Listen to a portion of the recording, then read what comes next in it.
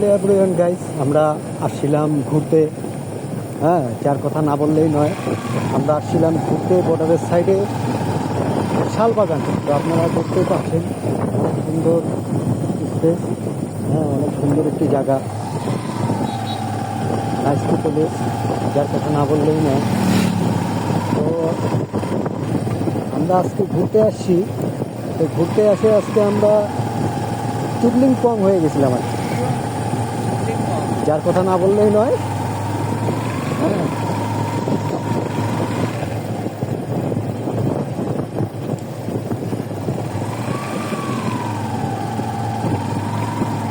তো গাইস সামনে দেখতে পাচ্ছি দুইটা আপু। তো আপুদের আপুদের কাছে যাই একটু শাপলা ফুল নিব আমরা। তো একটা ফুল দেওয়া যাবে?